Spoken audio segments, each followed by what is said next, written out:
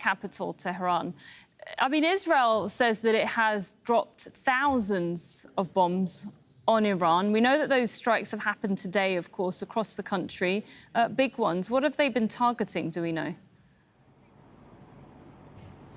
Yes, the most important target and the most devastating was the one that the bombardment on Isfahan, which caused the killing of 15 factory workers. That factory there produces refrigerators and heaters. So, I mean, the consideration here and the understanding is that it is a civilian facility, and many others also were wounded. And that's in a place that has been bombarded almost every single day since the beginning of this war. Isfahan, in the middle of the country, is very strategic because it has a lot of industries of every type, and also it has some of the nuclear facilities of the country. Other cities like Sirjan in Kerman province, Bandar Abbas and Tabriz have also been bombed today. Of course, Tehran always takes the biggest share of the bombardment, and that also has happened. The Revolutionary Guard has talked about drones in the skies of Tehran and says that they have shot down 3 of them during the afternoon. Very active front actually here in Iran, and today isn't different from any other day. It's as intense, and at the same time, the Revolutionary Guard has announced a new wave of attacks against Israel and many other targets across the region. Most of the targets they mentioned are in Israel, using drones and also heavy missiles. So Iran is still using the heaviest missile it has, missiles and drones, in a kind of message to the Americans and the Israelis that its power and that its military capabilities haven't been decimated, contrary to what Donald Trump and his senior advisors are talking about, saying that from day one they have decimated most of the Iranian military capabilities. Also, the Navy, the Revolutionary Guard, in a statement talked about the American statements about the decimation of the Navy and saying that it's not true.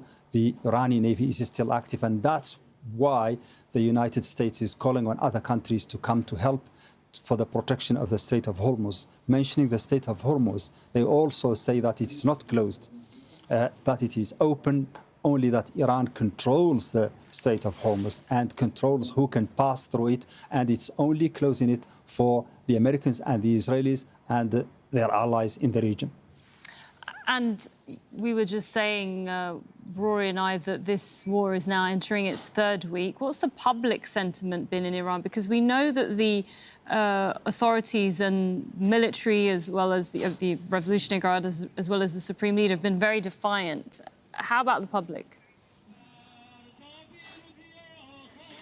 Well, you know, before this war, we could say that Iran is deeply divided ideologically between conservatives who want to maintain the status quo and reformists who want to change Iran and even to see a new regime a new government, a new type of regime in the country. But since the beginning of the war, what we noticed is that that kind of division has been completely hushed. And now we hear only protests that are supporting the government. We see them in the streets every night, rallies supporting the government.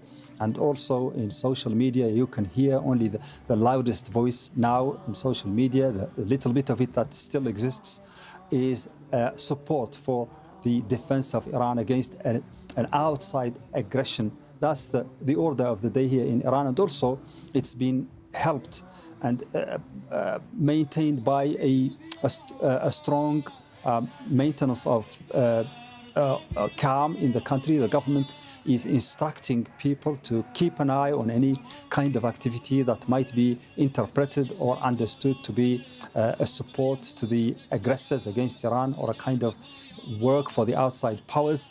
So everybody is taking their precautions here. And also there is that feeling in Iran among Iranians that at this particular time, this is not the time to talk about internal divisions. This is a time when the country is under attack and everybody should be focusing only on how to preserve the national unity and the dignity and the independence of the country.